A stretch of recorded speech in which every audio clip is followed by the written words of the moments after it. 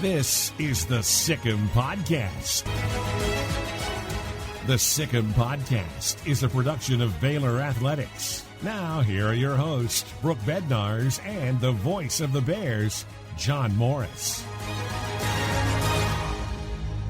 Hi, everybody, and welcome to this week's Sic Em Podcast, a production of Baylor Athletics. Hey, we're glad you're with us this week. John Morris, Brooke Bednarz, in the heart of Big 12 Conference basketball, and the Baylor men and the Baylor women are just playing outstanding. They are. It is fun to watch. Obviously, they're coming off of two very successful seasons last year. That goes without saying. And so to see it kind of pick right up where they left off last year for the men and for the women, this era of new beginnings, we have new faces here. And it's, of course, obvious that we wanted to speak with none other than Jordan Lewis, one of those new faces who is making a huge impact for the Bears. Jordan, welcome. Welcome to the Sic Em Podcast. We appreciate you being on with us. Thank you. I appreciate being here. Good. Jordan, originally from Windermere, Florida, and a grad transfer to Baylor from the University of Alabama. How was that process? How did you end up here at Baylor? I feel like it could have been seen as stressful. It could have been seen as chaotic. Like, obviously, everyone knows a lot of things are going on during that time.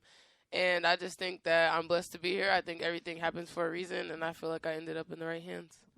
What made you decide to open up into, obviously you guys all got that extra year with COVID and that bizarre basketball season that kind of just ended right in the middle of things. So kind of what led you to decide to continue your career, use that year, and then transfer to Texas? Well, kind of ending the season, obviously made it to the tournament for the first time in Alabama since 1998, which was a big goal of mine. I basically promised Coach Christie that we would get back there no matter what it took. And so for me and the other seniors to make it there, that was just kind of like the icing on the cake for us to get there. And honestly, when the season ended, I was juggling a lot of things. I was juggling not playing anymore. I was juggling staying in Alabama my extra year, and I was juggling transferring. And so I don't think transferring came into the picture until probably like a week after the tournament ended. And it was just kind of like, you should see what's out there. Like, you've had an awesome year. You guys did something that's never been done before, and just see what's out there to see if you can get something new. And that day that I put my name in the transfer portal, I think is the most my phone ever rang off the hook. I bet. And it's funny because I was actually at the Final Four, the men's really? Final Four. Yes, I was at the game, and people were just blowing my phone up. I'm like, I'm trying to enjoy the game. Like, I don't want to listen to anybody. But, ultimately, with everything that went on, I ended up here. What you said you wanted something new, and you definitely got something new. You got a brand new program right here. Obviously has a ton of history and a lot of success in that history, but kind of starting a new chapter here. What does it mean to you to be a part of this group? You were a part of something great at Alabama that, made history for you guys to get back to that tournament. So what's it mean to you to get to be a part of this and kind of help start this and launch this part forward with Coach Colin? I think it's pretty cool. I think there are a lot of expectations here around Waco and just in general of the Baylor programs because of the history that they've had. And I think for Nikki to want me to stay on after she got the job and just coach to have support from her players, especially going through something like this and being able to still hold the standard high. So you said you were at the Final Four in Indianapolis where the Baylor men won the national championship. That was limited attendance. How'd you get tickets? How'd you and your dad get tickets for that? So me and my dad have this tradition where we always go to the Final Four. Nice. The men's Final Four. And I think we've been to the last 9, I want to say. Wow. Oh, wow. So, yeah, that's just something that we always do. And hopefully we're in the Final Four this year so we don't have to do that. Yes. But, that's just something that me and my dad has always done. And That's pretty cool. So you're watching Baylor and at the you're Final Four. Did it get your attention at all? Or? Well, it was already kind of in the process when this was happening. Oh, it was? So I had Okay. already had Baylor and some other schools narrowed down by this point. So it was kind of funny. Gotcha. Yeah. Gotcha. Hey, that's really cool. We're glad you ended up here. Yes, we are. And let's let people know you've had an outstanding career already at Alabama. You're right now, I think, 14th among active players all-time in scoring and third all-time in career assists among active players. I mean, you've had a great career already. Yeah, I've been blessed with the opportunity to even get out on the court. I mean, not everyone gets the opportunity, and so I think making the most of it is just what you have to do. Sound like you and your dad, y'all are pretty tight. Yeah, we are close. I'm close with my mom, too. I feel like more off-the-court stuff, like getting my nails done, having my hair done. Like, I always call her, like, oh, should I do my hair like this? Should I do it like that? And so I would say I'm really close to her in that aspect. And, like, on the court and, like, competitive-wise and, like, sports-wise, like, me and him are, like, super close. Nice. Let's take a moment. I know this is a podcast, but the hair and the nails, you just mentioned it. We got some hot pink braids mixed in along with very neon bright, beautiful nails, yellow and pink. I got to ask, it's on my paper. I want to know, what is it just, like, why? Why pink? Is there a reason? Is that your favorite color? Do you just want to, like, stand out on the court? Because I love it. I just got to know, because I feel like, you know, you mixing it up a little bit. It's actually something I've done since I was younger. Me and my mom, like, I used to get color in the back of my hair, and then it just kind of, like, came back around this year. It started out yellow, then it went to blue, and now it's pink. So yeah, I was going to say, I've seen a lot of different colors, so I want to know, like, what kind of, what goes into the decision? Well, I just, like, go to the store, and I always call my mom, and I'm like, which color should I get? I actually braid my own hair, so. Oh, wow. I just kind of, like, go with the flow. But my mom has always really told me to, like, be myself, and I feel like in a sport that's so, like, competitive and dominant, like, sometimes you think that you can't still be, like, girly or be yourself. And so I think she's just kind of, like, inspired me to continue to be myself on the court, too. Well, I love it. All right, here's a naive guy question, okay? if you braid your own hair, how long does that take? So if I do it straight through, usually like 4.5 hours. But if I like go take breaks and do stuff and like go to practice halfway through, then like it'll take forever. That's great. That's talent. That is great. You mentioned your dad. I think he was here for the Iowa State game, right? Yes, him and my mom were both here. Both of them were here? Mm-hmm. That's great. And you had a great game, and Baylor had a great game. What a great win that was.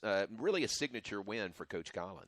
Right. I think it was good for us to I think we finally in my opinion was the first game that everyone played well. I think all of us have had individual performances that were amazing across the board, but I feel like that was the first game where we all came together and like you could really see what kind of team we can be when we all play together and we're all on the same string. Our Time segment is coming out every Thursday. That's something that's very unique and super exciting that we kind of get an inside look of the program. And specifically one moment, I can't remember which game it was, but Coach Collin said, you know, you have to play as a team. And right now we're kind of playing as individuals a little bit. And to see you guys come together and mesh and play all together as one unit, I mean, it was obvious with an 87-61 victory that the success that you guys can have over a top 10 team, right. That's huge. That's a huge step. So what would you say has been the difference, and how did you guys get there? What finally clicked? I think after we had COVID, it was really tough for us because, one, we were coming off a loss, and just being in your room and stuff. The day we came back, I feel like the coaches were, like, very positive and very just pushing us and challenging us to be more connected on the court. I think they challenged us to replicate our practices to be more game-like. And I feel like everyone took the challenge head on, and that's just what we had to do from the beginning. And so I think with the new coaching staff and having players from other teams and obviously the transfers, like everyone's used to something different. And so I think the coaching staff came up with a really good plan to just kind of like implement being more connected, being more energetic all the time, not just trying to change it in the game. And so I think just starting over, I think COVID was a good break for us, as bad as it sounds. I think sometimes you just need to step away to come back and start fresh. Yeah. Makes you appreciate it.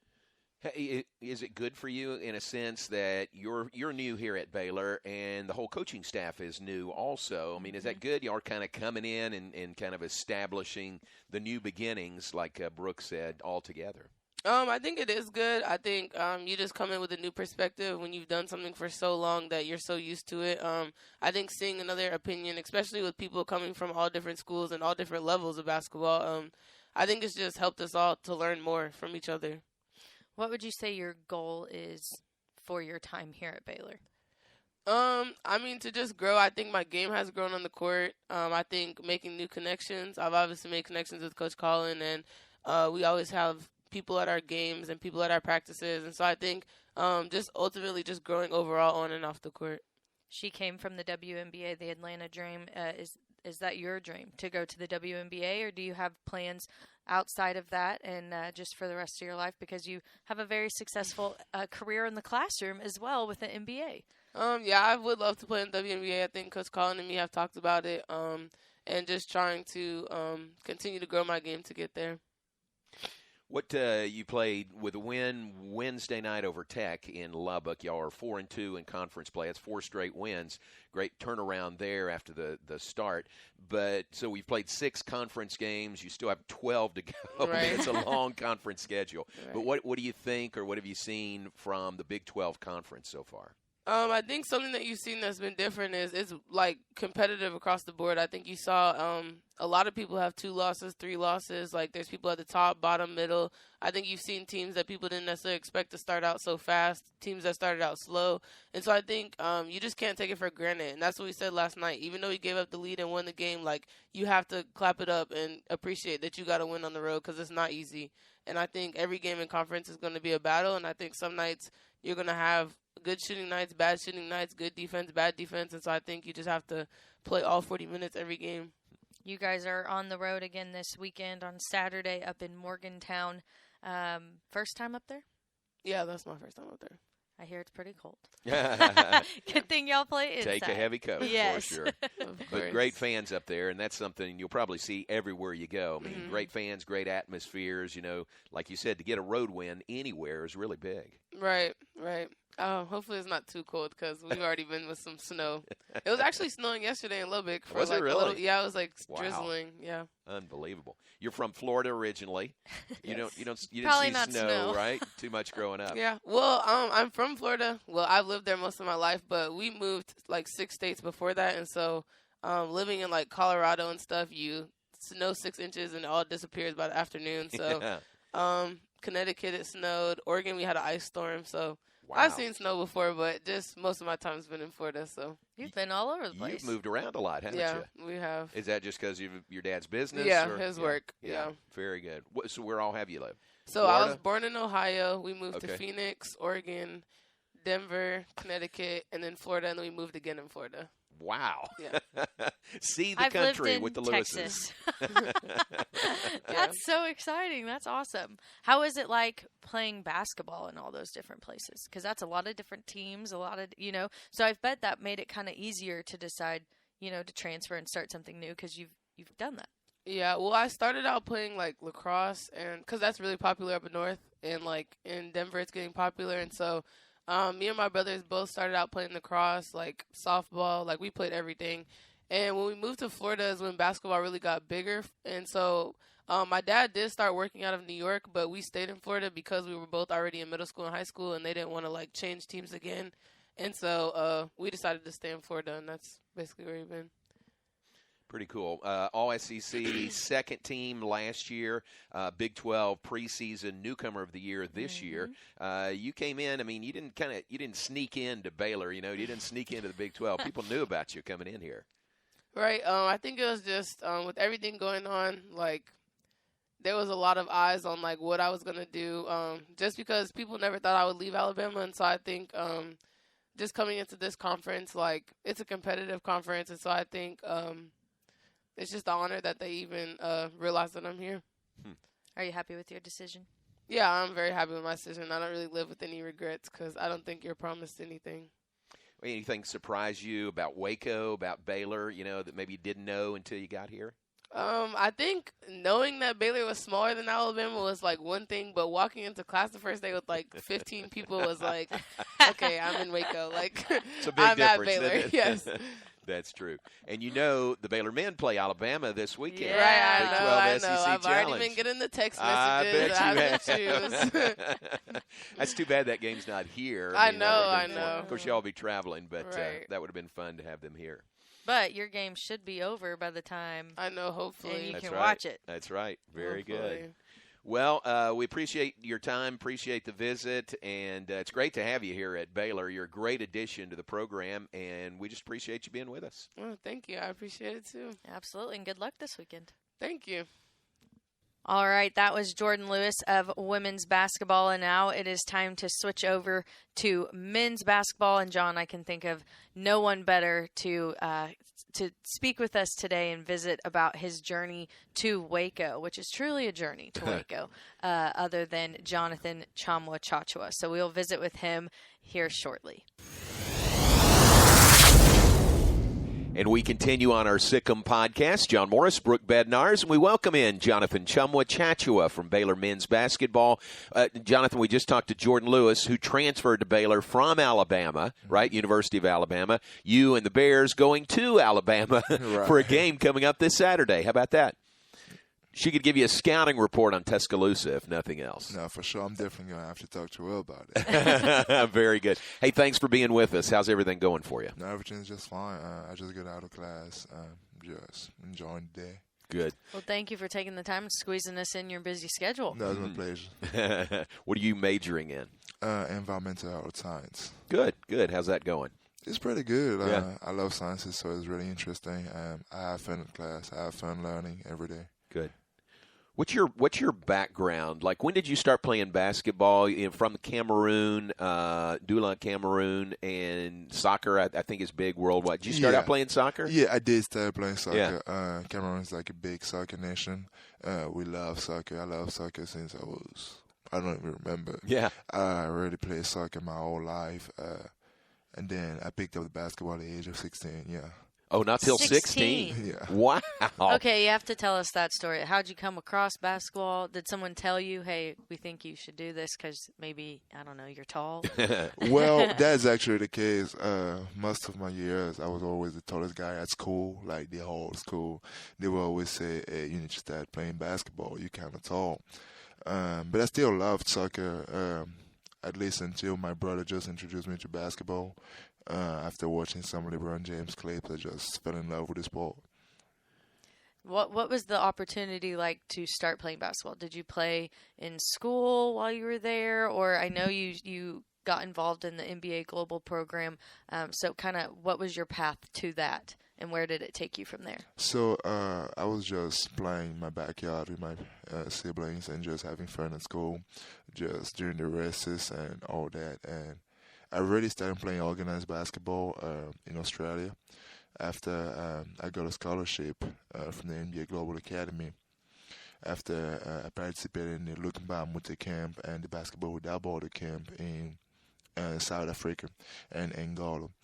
And then I got to Australia and started playing organized basketball with like a better structure around it, better courts, and that's where I just starting like my basketball journey. What was Australia like? It was definitely beautiful. I was in Canberra, which is actually the capital. It reminded me a little bit of Waco. The city is calm and really peaceful to just build a family. And it's really close to nature. Like, you would just wake up and see a kangaroo on your porch. So it was definitely nice. Yeah. And how old were you when you went to Australia? About 16 and 17. Wow. 16, 17, and you pick up and not only move cities like some kids here in the United States do, but you moved continents. What was that like to leave home and leave your siblings and to start all of that, you know, at least 2 years earlier than most kids? Well, it was definitely some kind of sadness in there because my siblings and I were really close, really like do everything together. Like, we would go to the store together, go play soccer together, go to school together. So I just realized that I was going to like break that togetherness. But on the other hand, there was like that aspect of kind of joy, and I was kind of enthusiastic, like, see what Australia's like what is this basketball journey is going to give me and show me. And I was also like really enthusiastic about just like going to a new continent, and Australia was like really like that place I really wanted to visit. So it was definitely fun. Tell us about your family. How many siblings do you have? I do have 3 siblings. 3? Yeah. Are you the oldest? I'm the second one, actually. I'm the second child, yeah. Gotcha. Brothers, sisters? Yeah, I got 1 sister and the rest are all brothers. All right, very good. Hey, that's great. So you're what, 21, 22 now? I'm 22. 22. So you've really only been playing basketball for 6 years total. Yeah. Right. That's amazing. I wish that was my case. Yeah. Who's going to find my hidden talent? I mean, to see how skilled you are right now and think you've only been playing 6 years, I mean, that to me says you're a quick learner and there's a big upside also. Thanks. Yeah. And we're glad it's at Baylor. Yes, glad we you're are. here. What was that like? What's the NBA Global Academy program like? If I have to compare it with the U.S. system is more like a prep school, but in a different term, like they really like gave us a professional approach of the sport. We were really like on the point with our recovery, with our school, and we were also like in partnership with the Australian Institute of Sport, which is the highest level of sport in the Australian government. So we had the chance to share the facilities with them, share dorms, share the medical facilities. It was definitely great. I had the chance to just get in contact with a lot of NBA coach and get a lot of learning, and also learn from a lot of Australian basketball, get some of the toughness and the grit. Flo Thamba, your teammate, is another NBA Global Program, I guess, graduate, we could say. Yeah. Went through that program. Also from Africa. Did y'all ever meet while you were in the camps? Did you know each other? Yes, we did. So the fun fact was we won the same team in the Basketball Without Borders in South Africa. So and our team won that tournament there. So when I took my visit, you were like, this I works. looked at Flo, like, I'm really bad with names. I'm really bad, like, to remember people's names, but I'm really good with faces. I got, like, photographic memory. Oh, I looked at Flo, I was like, I know this guy. And I haven't seen him, like, 4 years, but I'm like, I know this guy. And I was like, yeah, we're in the same team together. And I was like, wow, yeah, that's fact. And then we went and looked up and found some pictures of us on the same team. And it was definitely fun during my visit again to remember that Flo and I play in the same team in Basketball Without Borders. It just show you that how small the world is. Yeah, and that's you were true. like, let's play on the same team again and go win an even bigger National tournament. championship. That is pretty. That's a great story. What was the recruitment process like for you? Coming out of Australia or after a transfer? Well, you went to UNLV first, right? Okay. Yeah, or was there another school in there? Okay, so with UNLV, I did destination camp. I don't remember. I think it was in Houston. I got invited to it. I did pretty well. I picked up some scholarship, but the main school I was interested with, Gonzaga, I believe. UNLV, Grand Canyon, and I really forgot the name of the last school. I think it's a school in New York. Okay. But anyways, the main and then my last two schools that I really like put all my attention in were Gonzaga and UNLV. So I took the visit to Gonzaga. I love the facility. I love the culture. And then I took the visit to UNLV. I love the fact that they had a lot of African players, a lot of foreign players, and Marvin Menzies had a history of knowing how to just have good foreign players and just keep on developing them. So I picked UNLV over Gonzaga. And I also knew I was going to sit out at Gonzaga. And I knew that I didn't play basketball for so long. And I needed to go on the floor and make mistakes so I would know what to work on. That's one of the biggest reasons I picked UNLV over Gonzaga. I didn't think a redshirt year was going to help me my first freshman year. So I ended up going to UNLV. And after my freshman year, I found out what I had to work on. I was already ready for the summer. I was already locked in on having a good sophomore year. Then, unfortunately, my head coach got fired. And in my mind, what just came through was, okay, I came to the U.S. because I want to play for Marvin Menzies. So since he wasn't at UNLV no more, I knew that I needed a reboost, a new reset. So I would have a new plan. So I decided to transfer and see my options, and Baylor came on top of my list, on top of GCU and Grand Canyon. So I took a visit to Baylor. I was just amazed with Coach Rue's energy. I really thought this man cannot be this joyful 24/7. This got to be fake because he has so much energy, and it's really weird because I have a lot of energy and I love being around people like that. So it was really interesting just to see how much energy he had, how much love you could feel in the coaching stuff in between the players. And I just fell in love with how much Coach Drew cared about my religion and how much I was getting close to God, because we went to breakfast together, and he asked me a lot of questions about my faith, asked me what I thought about God and everything, and I really loved that. I knew that Baylor was going to be like my reconnection with my faith, because I was like really faithful when I was in Africa. I went to a boarding school, and that was a Christian school too. But when I got to Australia, due to the cultural change, I was never able to like go to church and do all that. So I felt like God was giving me like this handout, like, hey, this is the connection you need to get back to your faith. Wow. And I was like, okay, I'm going to have to go to Baylor. Wow, that's great. And then you come here and you find out that that's not a put-on with Coach Drew. No. I mean, he is always like that. He's always like that. I've never seen him mad, like, at all. Like, even when he want to talk mad, like, he's in a positive way. He always uplift people, always have a smile. Like, he's just an amazing people. That's great. I've heard someone say once that they don't think he's ever woke up on the wrong side of the bed. If he has, we've never seen it. We've never seen it. I've never seen it. Yeah, and it's funny that you recognize that and appreciate that energy, because that's you also. Mm-hmm. I mean, that's a big part of your personality and a big part of your game also. It's just the energy you bring. Yeah, I agree. I think one of the main thing, like, that I think is in sport is, like, what are you good at? Like, what's your superpower? And early on, I found that my superpower was my energy and my muscle. Like, I can bring it every night. Like, there's not an off night for that. And I just knew that that's what I need to bring on the floor every day. And having a coaching staff where the head coach is just like that, it's just great. Like, it make you feel comfortable about being you.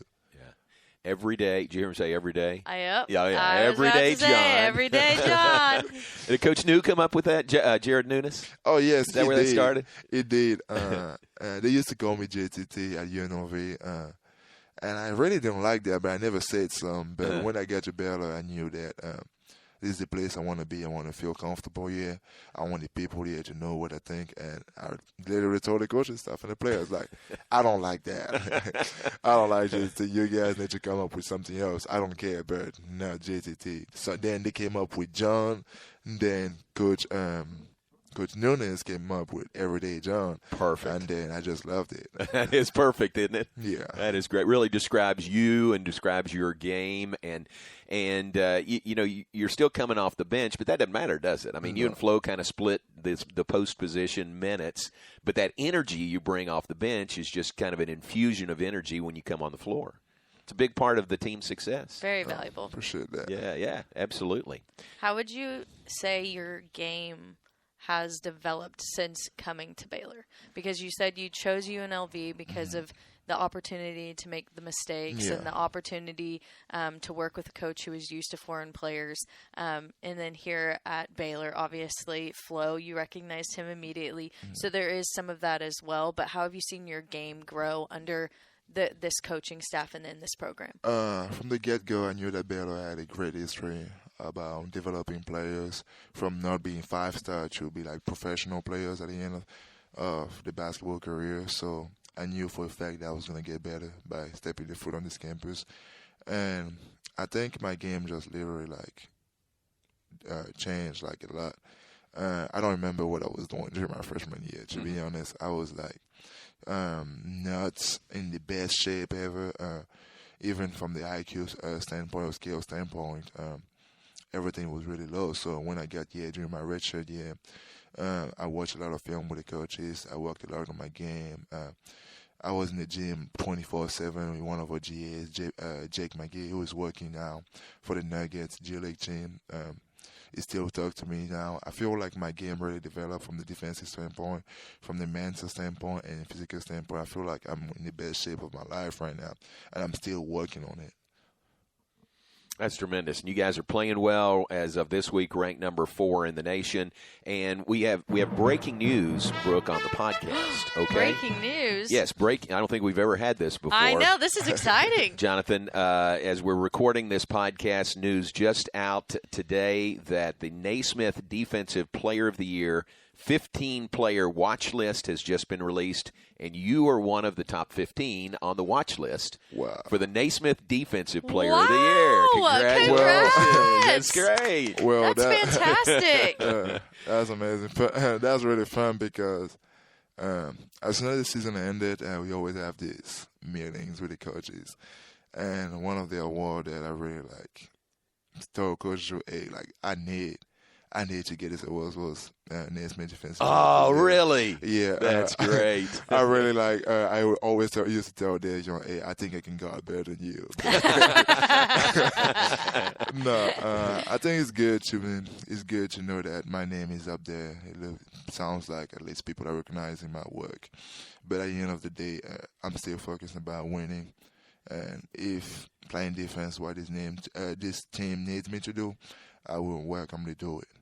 That's great. Great recognition. Congratulations. Absolutely. One of the 15 finalists on your way to Defensive Player of the Year. That is so award. exciting. That is very cool. Wow. Fantastic. You had a double-double the other night, the win over K-State. Again, a great example of just how hard you work, at both ends of the floor. We talked about the energy, but you don't take any time off when you're out there. Not really. And one of the main reasons is that I'm playing that way is because we have such a great starting 5-man, which is Flo Tamba. Flo plays great, and he just give me the chance of go out there and play as hard as I can because I don't have to play 35 minutes like in most teams. If I get 20 minutes, I'm going to give everything I got because I know Flo got my back, and he knows I got his back.